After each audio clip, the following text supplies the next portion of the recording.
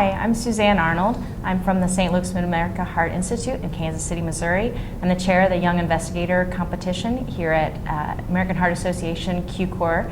And today we have Jason Wasfy, who is from Massachusetts General and is the winner of the 2016 Young Investigator competition. So congratulations. Oh, thank you so much, Dr. Arnold.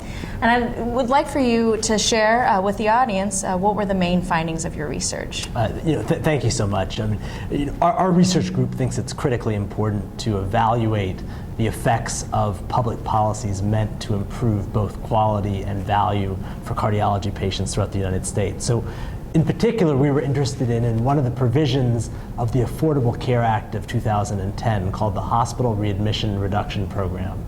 This was a part of healthcare reform that was meant to incentivize hospitals and doctors to improve care transitions for patients leaving the hospital. The first set of patients that they focused on were patients with acute myocardial infarction, a heart attack, exacerbations of congestive heart failure, and pneumonias.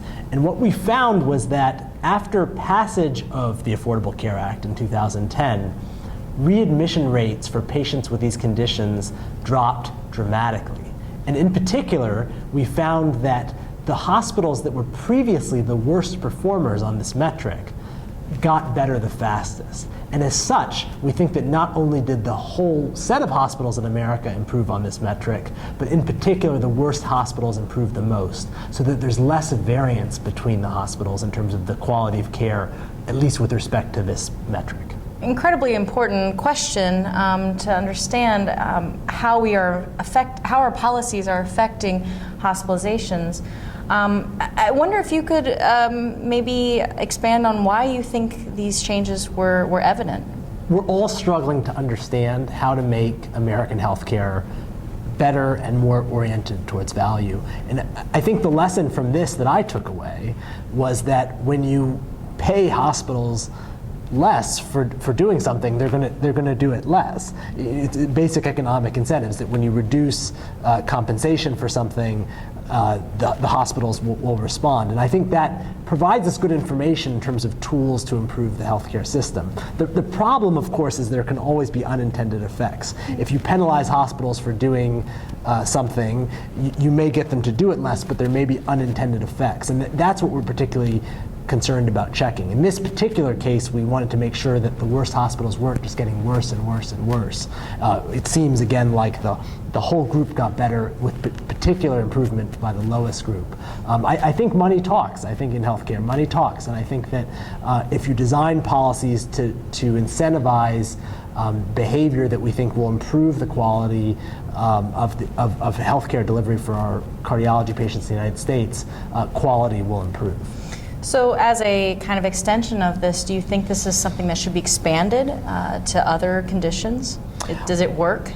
I'd say yes, but tentatively. I think that there are other concerning effects of the policy that may be occurred. We have to be very clear to make sure that this isn't disproportionately hurting vulnerable populations, patients who are dual eligible for Medicare and Medicaid, African American patients. There's been a concern that those African American patients are more likely to be at penalized hospitals.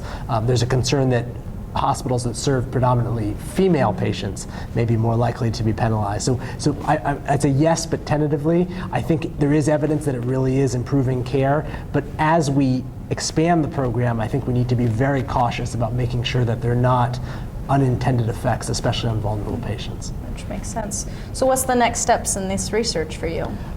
We'd like to understand in greater detail how hospitals improved. I think it's critically important. We want to improve the quality of cardiology care for American patients. And I think to do that, we need to understand both the effects of policies so that we can design future policies to further improve care, but we also need to understand in greater detail how these hospitals improved. Because if specific groups of hospitals did specific things to make their care better as a result of this law, it's critically important to identify those things and disseminate it so that other hospitals can learn from their example. That will be a force multiplier in a sense to improve the care of cardiology patients throughout the country.